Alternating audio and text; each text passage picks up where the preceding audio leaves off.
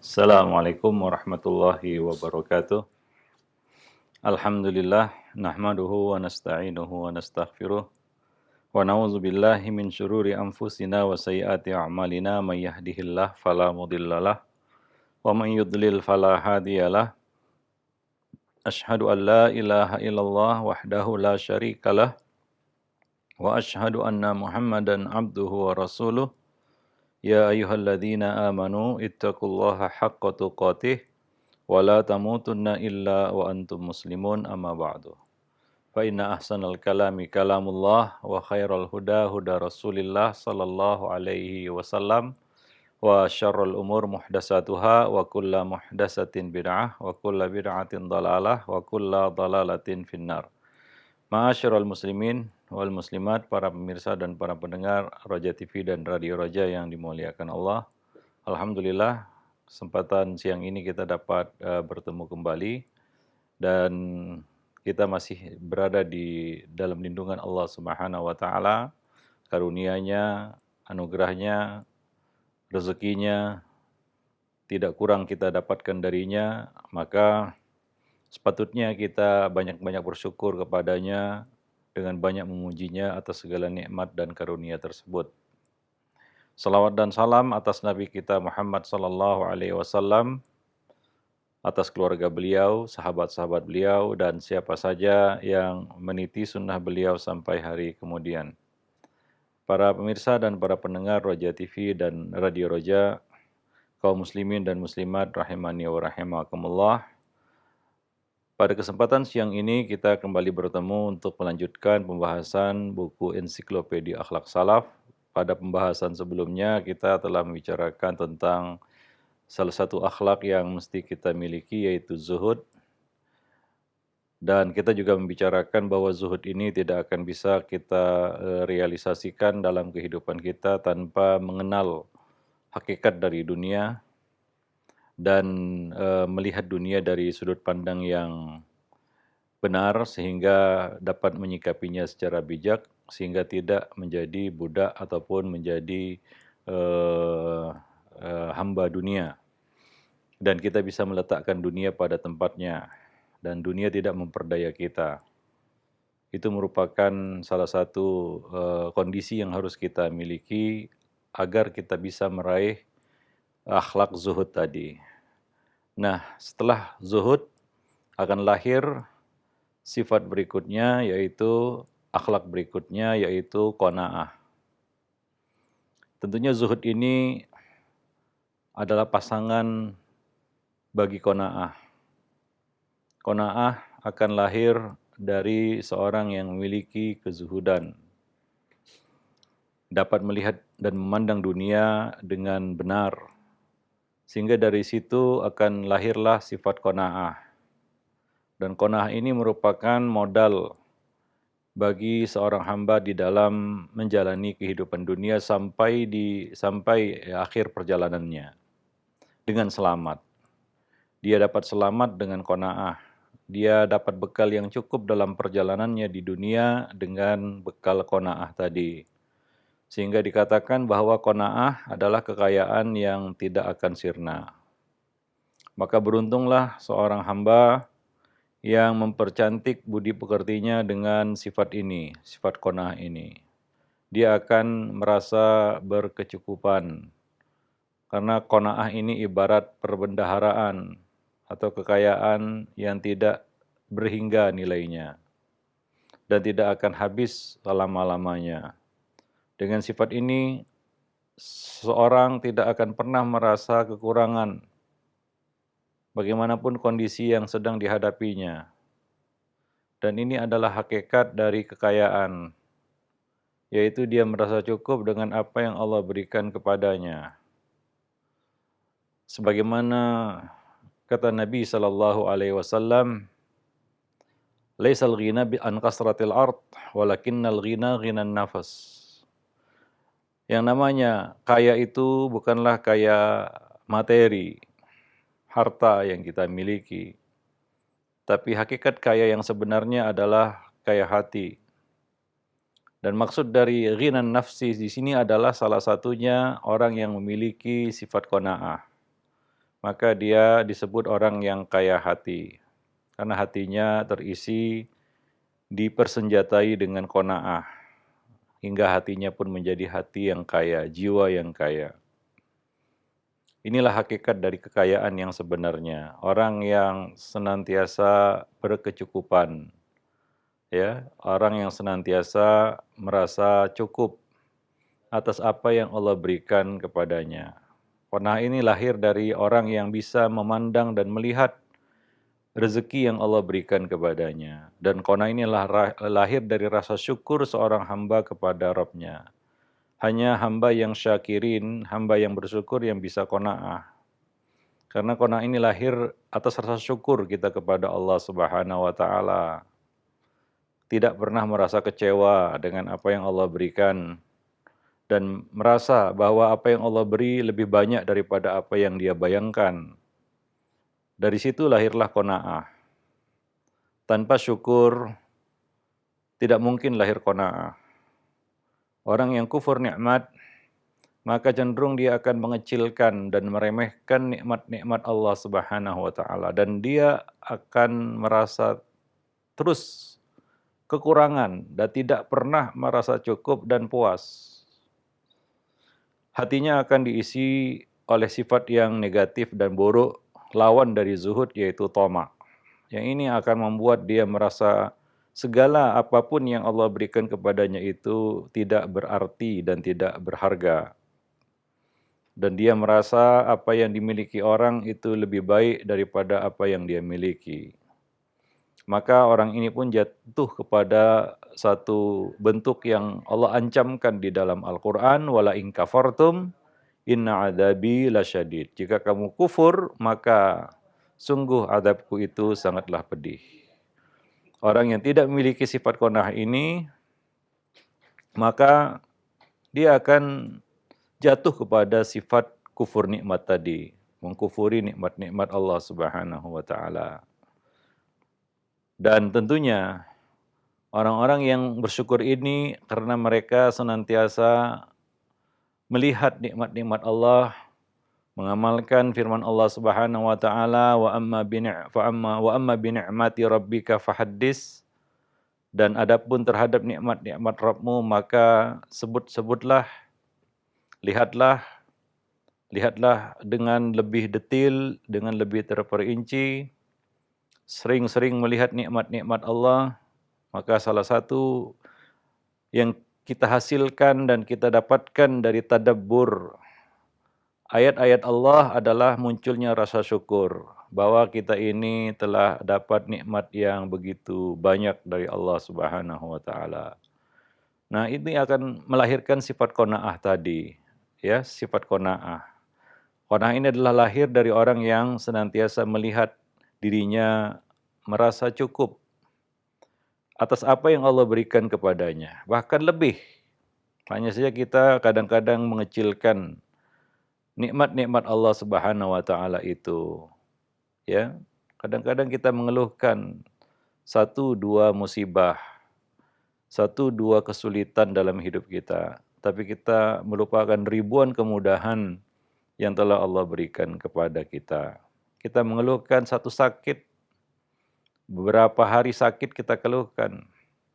Tapi hari-hari yang kita lewati dengan sehat kita lupakan.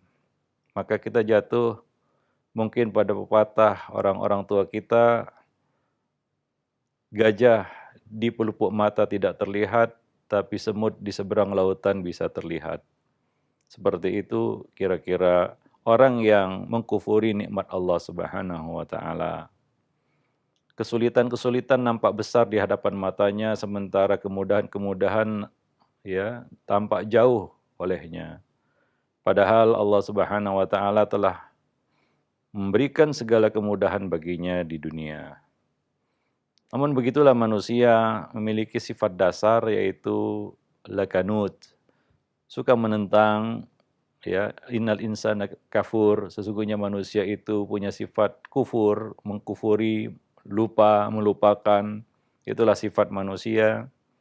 Dan kadang-kadang kita juga terjebak kepada sikap-sikap seperti itu di dalam kehidupan kita. ya kita mengesalkan takdir Allah Subhanahu wa taala, ya. Misalnya Allah memberikan kepada kita satu ujian hari ini, yaitu musibah virus corona yang memukul bukan hanya kesehatan manusia, tapi ada lagi yang lebih terpukul, yaitu ekonomi masyarakat. Banyak orang-orang yang berkurang pendapatannya, tidak berkurang rezekinya sebenarnya ya, tapi berkurang pendapatannya.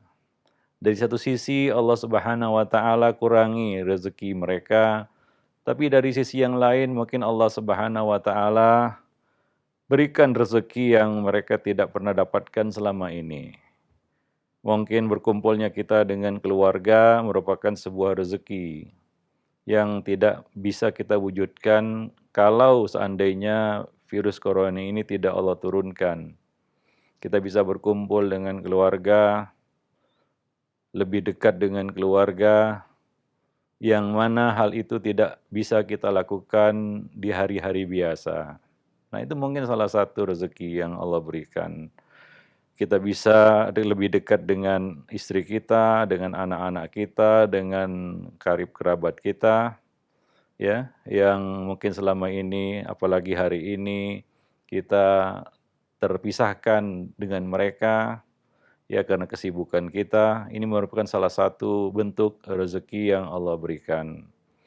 Nah demikian ya, Allah Subhanahu wa taala tidak kurang memberikan rezeki kepada hamba-hambanya. Ya maka seorang hamba yang qanaah, dia selalu melihat sisi di mana Allah Subhanahu wa taala memberikan rezeki kepadanya. Dia pandai melihat rezeki yang Allah berikan. Dan tidak semua orang bijak seperti itu. Tidak semua orang bijaksana seperti itu bisa melihat rezeki-rezeki yang Allah berikan kepada dirinya. Itu harus berangkat dari husnuzan, positive thinking seorang hamba kepada Rabb-nya. Ya, dia melihat sisi-sisi yang tidak terlihat oleh orang-orang awam. Nah demikian. Nah, itulah hikmah ataupun hakikat dari perintah Allah, wa amma bi ni'mati rabbika fahaddits. Perintah yang harus kita lakukan tiap hari itu melihat nikmat Allah Subhanahu wa taala. Maka sisihkan waktu sejenak ya dalam satu hari, Allah berikan 24 jam, sisihkanlah sejenak waktu untuk muhasabah. Salah satu di antara yang kita lakukan pada amal muhasabah ini adalah melihat sudah berapa banyak nikmat yang Allah berikan kepada kita hari ini. Itu salah satu isi dari muhasabah. Ya selain kita merenungi kesalahan dan dosa yang kita lakukan, coba kita komparasikan, kita bandingkan itu dengan nikmat. Agar menumbuhkan rasa malu kita yang berlipat terhadap Allah Subhanahu wa taala. Dengan maksiat dosa yang kita lakukan, kita masih menerima banyak nikmat dari Allah Subhanahu wa taala. Itu salah satu isi dari muhasabah, yaitu melihat nikmat-nikmat Allah Subhanahu wa taala. Itu juga masuk dalam perintah Allah Subhanahu wa taala untuk tadabbur. Ya, satu saat di malam hari kita bangun dari tidur dan kita mentadabburi penciptaan langit dan bumi, ya, penciptaan alam semesta, ya itu untuk membangkitkan ya rasa syukur kita kepada Rabbul Alamin. Melihat ya bagaimana Allah memberikan segala kemudahan kepada kita untuk bisa hidup di atas buminya, di atas bumi Allah Subhanahu wa taala. Nah demikian ya seorang muslim ya yang mengenal Rabb-nya yang maha besar, yang maha kuasa, ya akan muncul darinya sifat qanaah ini. Ya, maka dia tidak pernah mengeluhkan rezeki. Sering kita sampaikan bahwa seorang muslim pantang untuk mengeluhkan rezekinya. Ya, tapi kita lihat dalam kehidupan nyata banyak muslim, mungkin kita juga kadang-kadang kita mengeluhkan rezeki kita kepada orang lain, kepada teman kita, saya begini, saya begitu. Kita berkeluh kesah yang mana itu tidak memperbaiki masalah. Itu tidak menyelesaikan masalah juga, dan juga itu tidak menambah rezeki kita juga dan tidak menghilangkan musibah. Yang ada mungkin kita hanya dapat ucapan dari orang lain, ya ucapan kasihan, ya ucapan ya duka dan lain sebagainya. atau minimal kita dapat takziah hiburan darinya, tidak lebih dari itu. Nah, demikian ya. Nah, maka seorang mukmin, seorang muslim, dia yakin bahwasanya Allah Subhanahu wa taala tidak kurang memberikan rezeki kepada hambanya, bahwa Allah menjamin rezeki makhluk hidup di atas muka bumi ini. Wa ma min dabatin illa 'alallahi rizquha. Tidak ada satupun makhluk yang berjalan di muka bumi ini fil ardi illa 'alallahi rizquha, kecuali atas Allah rezekinya. Kalaulah rezeki hewan saja Allah tanggung, ya, itu hewan Allah tanggung rezekinya, dan mereka tidaklah diciptakan Allah untuk jadi khalifah di muka bumi ini. Yang dijadikan oleh Allah khalifah di muka bumi ini, yang Allah pilih itu adalah manusia, dan Allah menjamin rezeki manusia.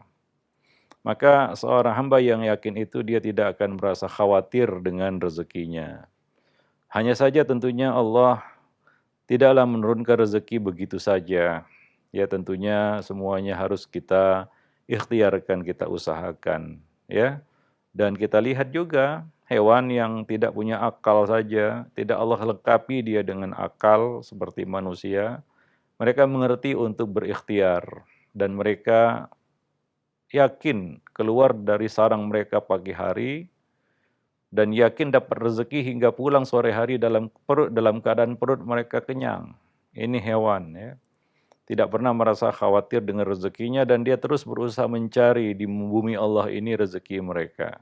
Nah, demikian Allah Subhanahu wa taala menciptakan manusia sempurna lebih daripada hewan-hewan itu. Maka seorang mukmin, dia merasa Allah telah memuliakan dirinya dengan rezeki yang tidak terhingga. Ya, dari situ dia senantiasa mensyukuri Allah Subhanahu wa taala. Dan syukur kepada Allah ini adalah sumber ketenangan di dalam hidup. Ya, kalau kita ingin hidupnya tenang, salah satu bentuk zikrullah adalah mensyukuri Allah Subhanahu wa taala. Oleh karena itu dikatakan dalam sebuah hadis riwayat Tirmidzi, afdhalud du'a alhamdulillah. Ya, sebaik-baik doa adalah alhamdulillah, ya. Ucapan alhamdulillah. Dan Nabi sallallahu alaihi wasallam, apapun yang terjadi, terutama yang terjadi itu sesuatu yang tidak beliau inginkan, beliau selalu membaca alhamdulillah ala kulli hal. Segala puji bagi Allah apapun keadaannya. Nah, demikian para pemirsa dan para pendengar yang dimuliakan Allah. Nabi bersabda dalam sebuah hadis yang diriwayatkan oleh Imam Muslim di dalam sahihnya, "Qad aflaha man aslam wa ruziqa kafafan wa qanna'ahu Allah bima atah." Beruntunglah orang yang telah Islam. Ya, jadi Islam itu adalah satu rezeki dan keberuntungan yang Allah berikan kepada seorang hamba. Tidak semua orang beruntung menerima Islam. Maka yang telah mendapatkan rezeki Islam, maka berbahagia dia telah beruntung, dia telah menang dengan Islam yang dia miliki. Itu cukup menjadi rezeki yang terbesar dalam hidupnya, tidak akan bisa dinilai dengan apapun, dibandingkan dengan rezeki apapun. Yang mana dia tidak akan ridha rezeki apapun diganti dengan Islam. Walaupun rezeki Islam itu diganti dengan alam semesta ini, dia nggak akan mau menukar Islam itu dengan alam semesta. Karena begitu berharganya nikmat Islam itu. Maka orang yang telah Muslim, maka dia dikatakan tidak kurang satu apapun sebenarnya. Ya, la khaufun alaihim walahum yahzanun. Ya, ini sebenarnya definisi bahagia itu ya tertuang dalam kata-kata itu, firman Allah itu. Innal ladzina qalu rabbunallah tsumma istaqamu. Orang-orang yang menyatakan Rabb kami adalah Allah, la ilaha illallah, tsumma istaqamu. Kemudian dia istiqamah di atas la ilaha illallah itu, apapun yang terjadi, walaupun harus dipotong-potong, dibakar ataupun dihilangkan, dibunuh, dimatikan, ya dia memegang teguh la ilaha illallah itu, tsumma istaqamu, kemudian dia istiqamah apapun yang terjadi.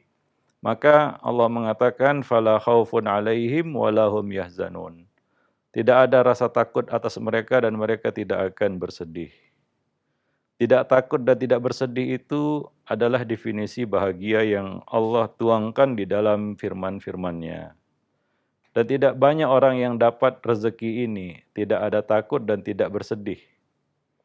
Harta tidak membuat orang itu tidak takut dan tidak bersedih.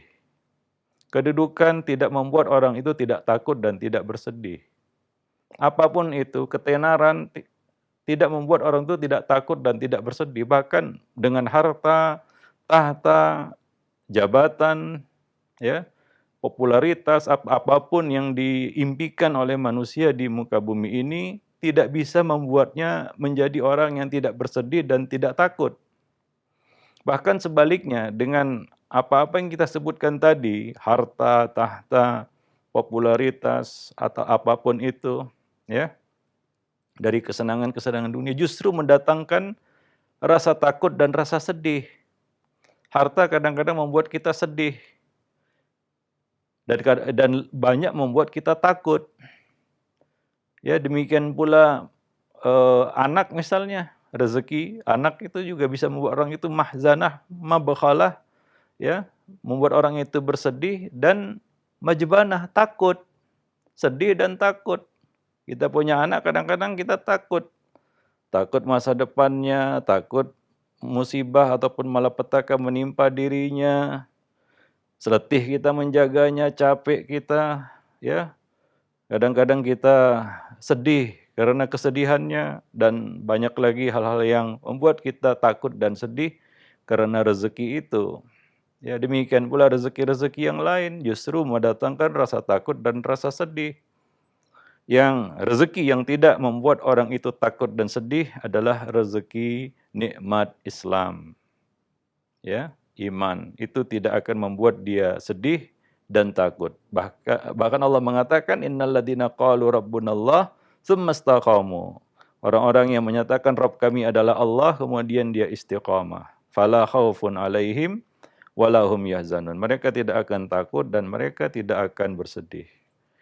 Dan kalau ingin tahu, kalau ditanya apa itu bahagia, ya itu. Fala khaufun alaihim wala hum yahzanun. Bagaimana dalam hidup di dunia ini kita hidupnya itu la khaufun alaihim wala hum yahzanun.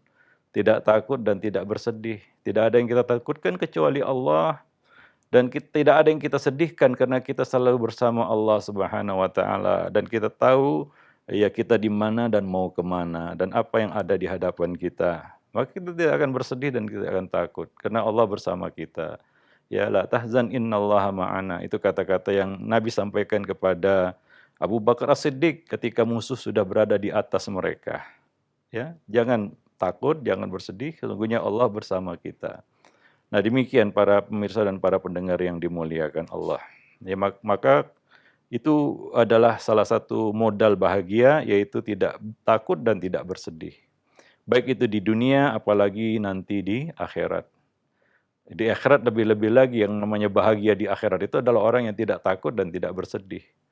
Tidak takut karena dia yakin bahwa Allah Subhanahu wa taala akan memuliakannya dan meridainya, dan tidak bersedih karena dia akan mendapatkan ridha Allah, ridwannya yaitu surga. Nah, demikian para pemirsa dan para pendengar yang dimuliakan Allah.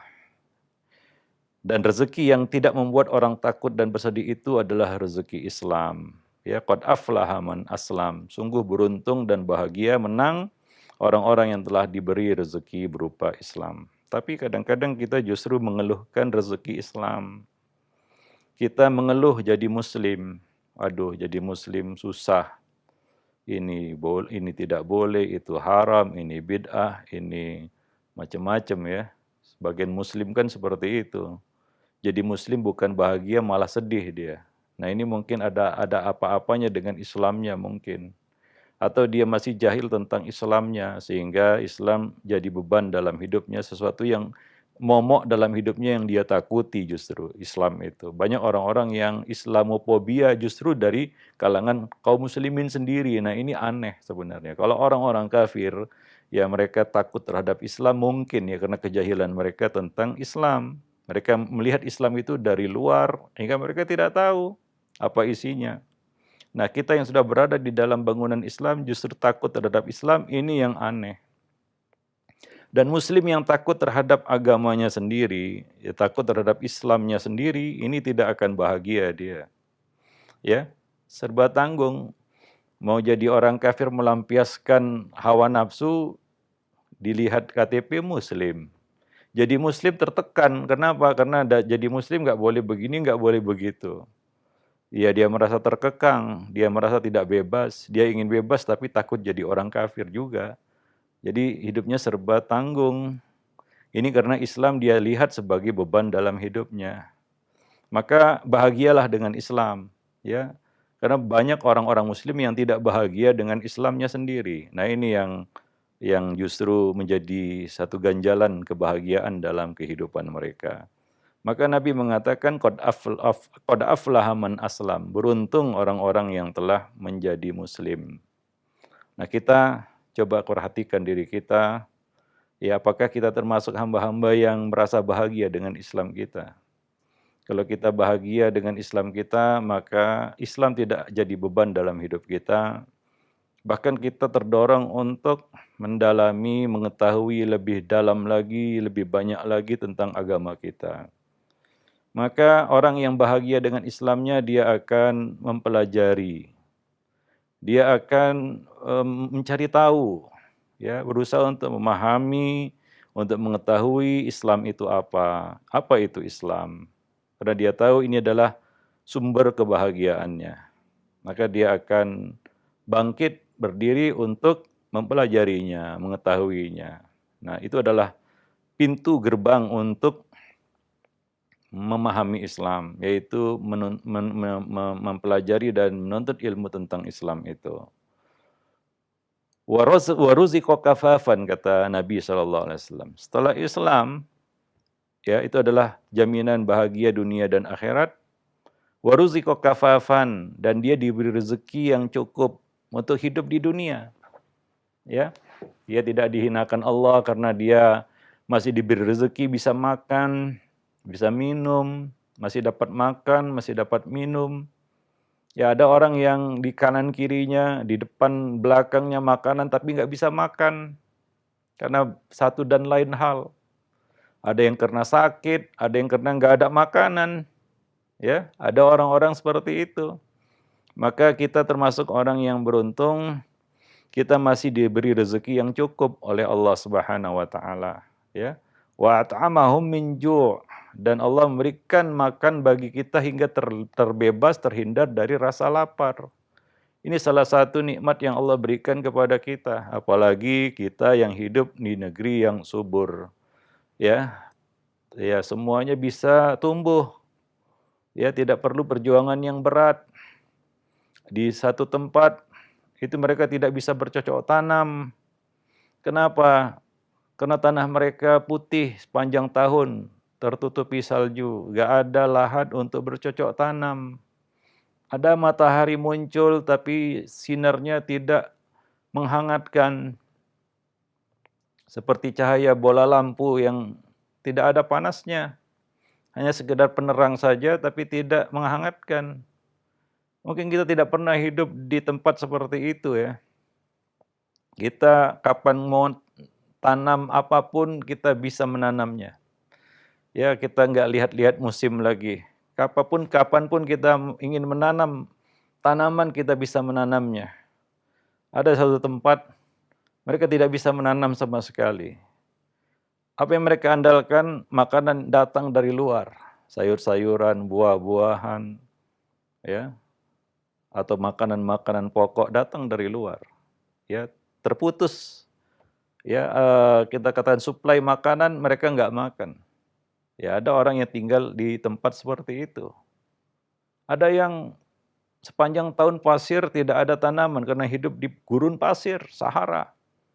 Ya, air susah, makanan juga susah, kehidupan sangat berat. Ada orang yang rezekinya susah seperti itu, tapi mereka bersyukur, masih bisa hidup, masih bisa makan. Nah, kita di Indonesia, kita tidak mengalami itu tentunya, ya. Dan tidak pernah terbayang mungkin dalam benak kita untuk hidup seperti itu. Nggak bisa kita bayangkan, apalagi orang yang nggak pernah keluar Indonesia, hidupnya dari kecil sampai sekarang sudah 50 tahun, 60 tahun di Indonesia begitu. Ya dia tidak pernah membayangkan bagaimana susahnya orang yang hidup di luar sana. Maka kita yang khususnya hidup di Indonesia harusnya lebih banyak bersyukurnya kepada Allah Subhanahu wa taala yang tidak kurang-kurang memberikan rezeki kepada kita. Wa ruziqa kafafan, dan dikaruniai rezeki yang cukup bahkan melimpah atas bawah. Air kita tidak pernah kekurangan air. Makanan kita tidak pernah kekurangan makanan, ya. Bahkan udara segar kita dapatkan. Kita tidak kepanasan, kita tidak kedinginan. Ada di tempat yang sangat ekstrim cuacanya. Dingin sangat dingin, panas sangat panas. Nah, kita hidup serba dicukupi Allah Subhanahu wa taala. Tapi ingat, semua rezeki ini harus berbanding lurus dengan syukur itu. Kalau tidak, inna adzabi lasyadid, kata Allah. Sesungguhnya azabku sangat pedih. Konsekuensinya semakin banyak nikmat yang kita dapatkan dari Allah, semakin besar konsekuensi dan tanggung jawabnya. Untuk bersyukur kepada Allah Subhanahu wa taala. Maka kita yang tinggal di Indonesia, tuntutan untuk syukur kepada Allah itu lebih besar. Karena segala kemudahan nikmat yang Allah berikan kepada kita. Kalau kufur, adabnya pun lebih besar daripada yang lain. Kenapa? Ini berbanding lurus dengan nikmat yang kita terima.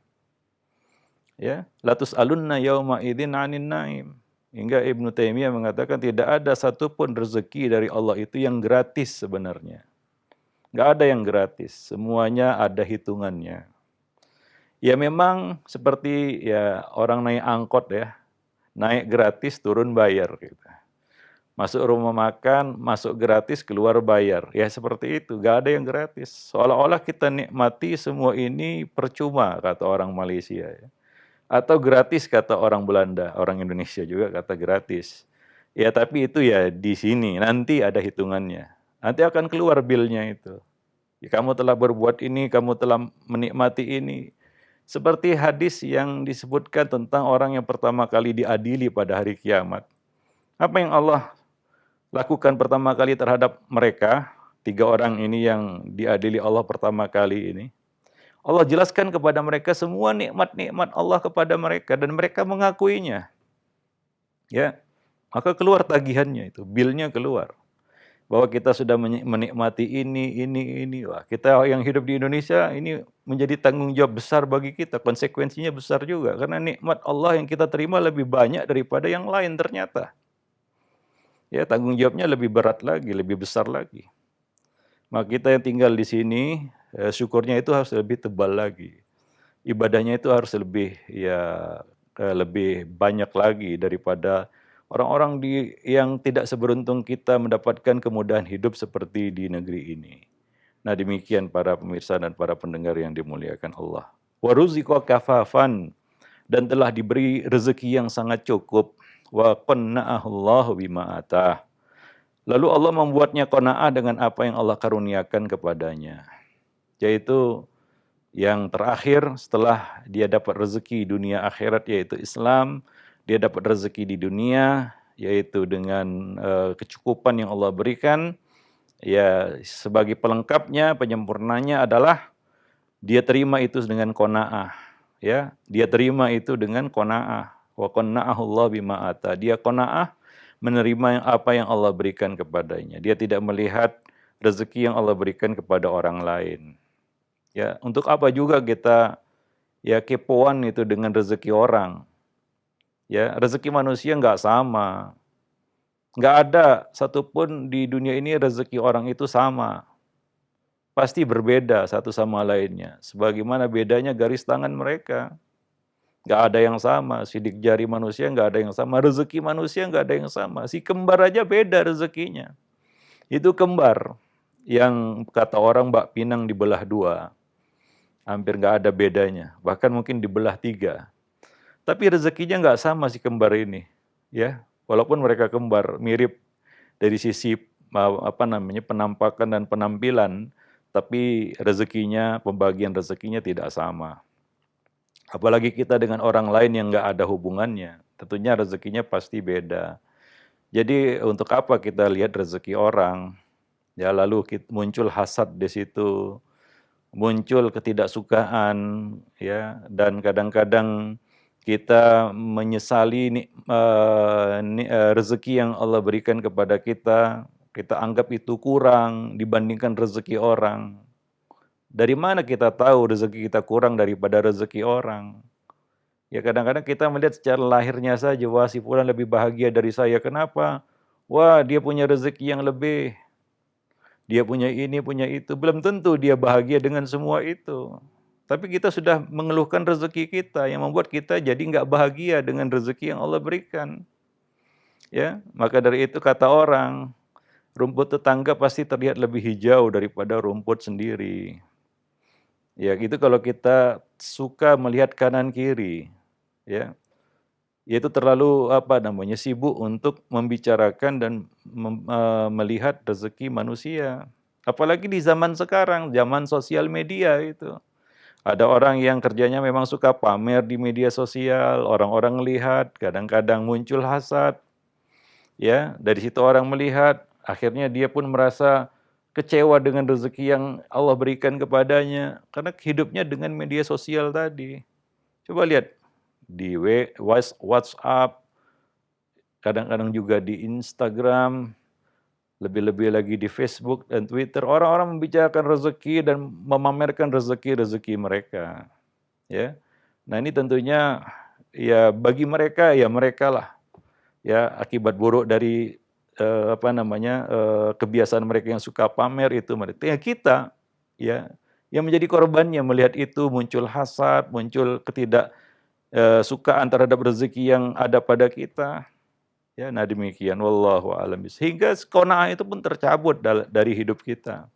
Kita menjadi orang yang ya hasud, ya orang yang tamak, dan akhirnya kita berlomba-lomba dengan manusia dalam urusan dunia, dan itulah yang diinginkan oleh syaitan.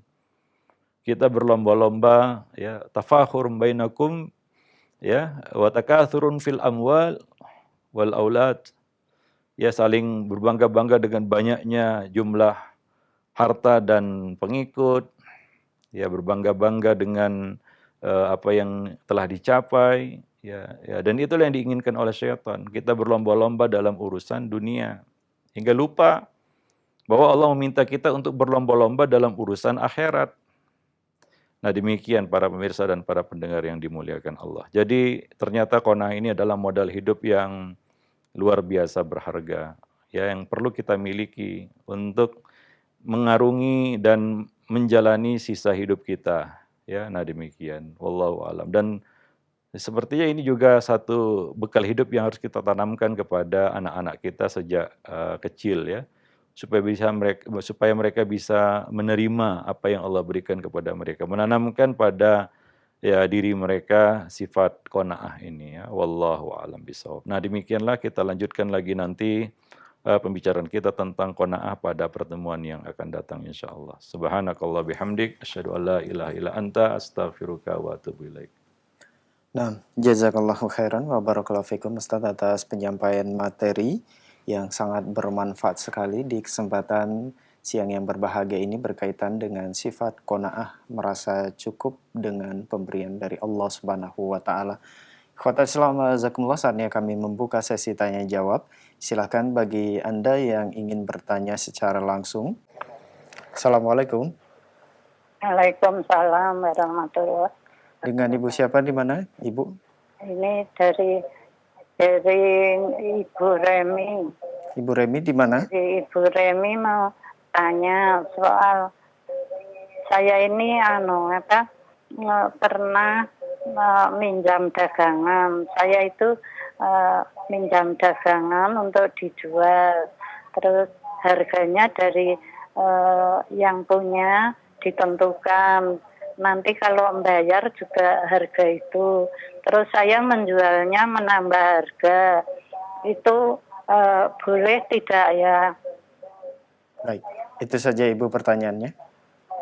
Hah? Itu saja pertanyaan. Harga dari yang punya, saya jualnya menambah. Ya. Untuk keuntungan saya. Itu halal apa tidak? Baik, mohon ditunggu Ibu jawaban dari Ustadz. Ya, Terima kasih. Ya, titip jual silakan ini Ustaz. ya. Ini titip untuk dijual. Ya, kalau perjanjiannya dengan pemilik barang bahwa harga yang dia minta sekian Iya. ya, misalnya kita sebut contohnya 1 juta, barang itu bernilai 1 juta, dia terima bagaimanapun kondisinya 1 juta. Iya. Kita jual di bawah itu atau kita jual di atas itu, dia tetap menerima 1 juta. Maka kita boleh menjualnya lebih dari itu. Nah demikian ya, karena di sini kita bukan sebagai apa namanya karyawannya ya, kecuali kita penjaga toko begitu ya. Iya. Nah, ya kita menjaga barang dagangan orang, kita dapat gaji dari situ, nah kita nggak boleh nambah-nambah harga ya, karena kita menjalankan satu kondisi yaitu persyaratan kita membantu ya, ya perniagaan orang, sebagai imbalannya kita dapat gaji dari pekerjaan itu. Nah kita kan bukan pegawainya ya, Iya. nah jadi kita boleh dengan kondisi seperti itu ya. Well, jadi halal itu ya, nggak jadi masalah. Wallahu a'lam bishawab. Baik, jazakallah khairan Ustaz atas jawaban yang disampaikan. Semoga bermanfaat untuk penanya Ibu Remi. Dan pertanyaan selanjutnya kami angkat dari pesan singkat yang sudah masuk di kesempatan ini. Assalamualaikum warahmatullahi wabarakatuh Ustaz. Ustaz, dari hamba Allah, bagaimana hukum seorang istri yang ikut sibuk membantu suami berdagang dalam keadaan sudah berkecukupan, bahkan termasuk kaya, sehingga pekerjaan rumah yang seharusnya menjadi kewajiban istri justru dikerjakan oleh pembantu. Dan anak-anak pun dibiarkan main seharian tanpa pengawasan, tanpa terbiah karena si ibu sibuk berdagang dalam keadaan sudah berkecukupan. Pertanyaannya, apakah ini termasuk lalai dari tugas utamanya seorang ibu dalam mendidik, Ustadz? Dan apakah hal ini termasuk tidak qanaah? Ya, ini pertanyaannya bagus ya. Ya. Mungkin ini realita kehidupan yang ada hari ini. Banyak para wanita yang berstatus sebagai istri ya, yang ikut terlibat di dalam perniagaan suaminya ataupun pekerjaan suaminya, atau dia berdiri sendiri ya, berkarir sendiri ataupun berniaga sendiri. Ya, dengan dalam tanda kutip restu dari suaminya. Nah, demikian. Nah, di sini kita tentunya tidak bisa menetapkan hukum ini dalam satu kondisi saja.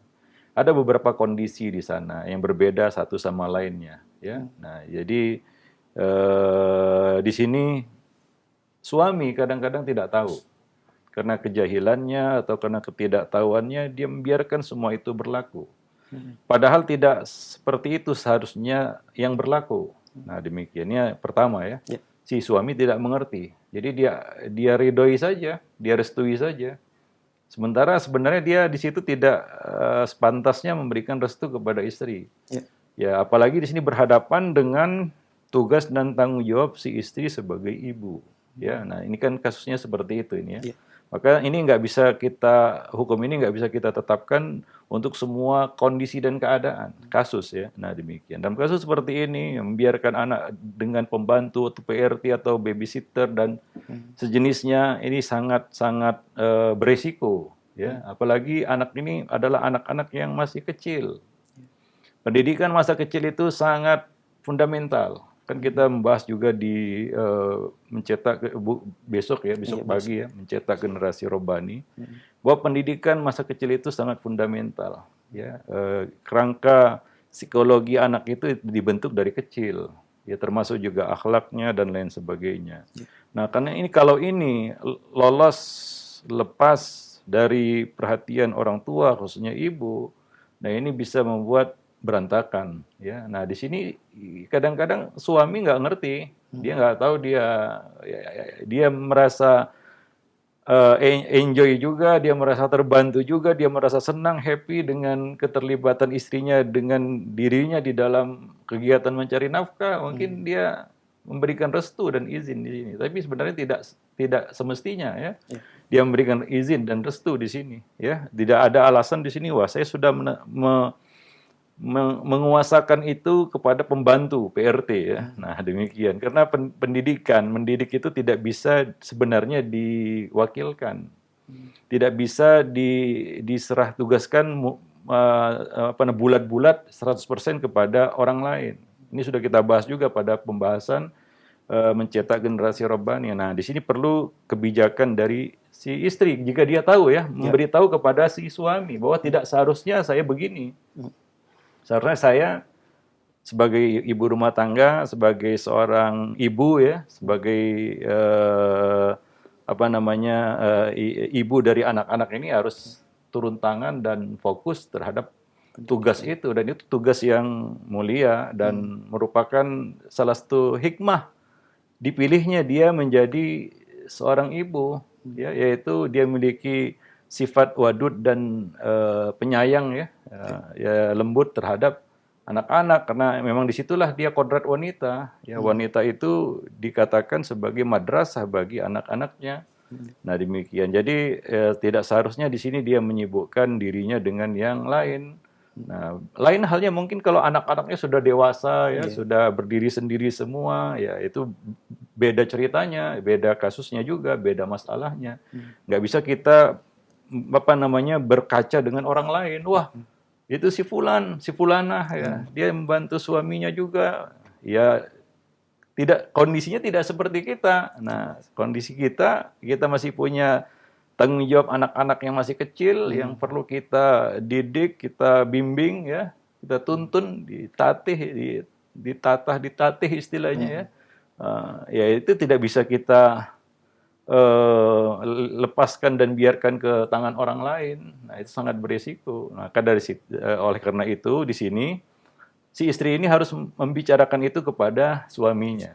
Bahwa saya tidak seharusnya dalam posisi seperti ini. Ya, dia harus menjelaskan ini kepada suami. Jika suaminya di sini mungkin dia tidak tahu suaminya, dan kemungkinan besar ya tidak tahu ya, tidak tahu. Maka dikasih tahu bahwasanya saya posisinya di sini, gitu, sebagai ibu bagi anak-anak yang siap mengawal mereka dan bimbing mereka ya, untuk mengantarkan mereka kepada menjadi generasi dan anak-anak yang soleh dan soleha. Nah, demikian. Jadi sangat berisiko memberikan tugas yang besar ini kepada pembantu ya, atau siapapun itu. Pada guru saja tidak boleh mutlak ya. Walaupun guru itu adalah mitra orang tua, tapi dia tidak boleh mutlak 100% bulat-bulat dia serahkan kepada guru. Itu guru yang memang sebagai pembantu ya, orang tua di rumah gitu ya. Nah, ataupun sebagai partner mitra mereka. Ya, itu pun tidak boleh, apalagi PRT. Ya, yang memang tugasnya bukan mendidik ya, dan dia tidak tahu pendidikan, kadang-kadang tidak berpendidikan juga. Nah, dan ini banyak kasus terjadi di negara-negara Arab misalnya.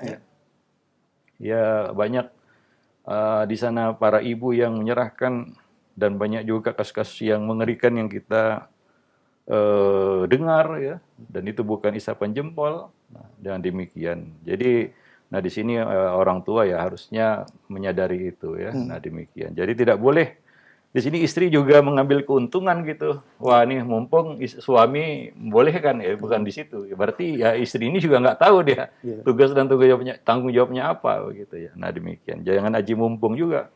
Wah, ini suami saya membolehkan ini. Ya, si fulanah juga boleh. Kondisinya ternyata berbeda. Wallahu a'lam bishawab. Nah, demikian ya. Sekali lagi, kondisi keadaan manusia ini berbeda-beda. Apalagi di sini, ini kita tidak sorot dia itu kekurangan ataupun berkecukupan. Makanya saya tidak bicarakan itu. Ya, pertanyaan tadi, wah saya sudah berkecukupan, apakah saya ini tidak masuk tidak qanaah? Bukan itu masalahnya, bukan masalah qanaah nggak qanaah ini. Tanggung jawab kita ya sebagai istri itu ada di dalam Islam. Nah, demikian. Walaupun dia misalnya tidak berkecukupan, ya. Istri di sini nggak boleh overlapping juga. Wah, kalau begitu saya yang cari nafkah, bantu suami cari nafkah. Itu suami yang harus, kalau bisa kepalanya di bawah, kakinya di atas untuk mencukupi rezeki ataupun kebutuhan nafkah keluarga. Itu adalah tugas suami. Ya, rijal qawwamuna 'alan nisa. Ya itulah tugas seorang suami. Nah, walaupun mereka berkekurangan, nah di sini nggak boleh istri, wah kalau begitu suami minggir dulu, saya yang maju, nggak boleh juga. Nah, karena semua sudah diplotkan tugasnya. Nah, demikian. Wallahu alam bishawab. Ya, itu kalaupun mereka kekurangan, ya, kekurangan tadi. Ini kecukupan ya, berkecukupan. Apalagi mereka berkecukupan. Nah demikian. Wallah. Jadi kita tidak soroti itu. Kekurangan berkecukupan, ya bukan itu masalahnya di sini. Wallahu alam bisawab. Nah mungkin sampai di sini dulu pertemuan kita pada pertemuan siang ini. Mudah-mudahan bermanfaat. Aku qauli hadza astaghfirullah li wa lakum lisairil muslimin innahu huwal ghafurur rahim.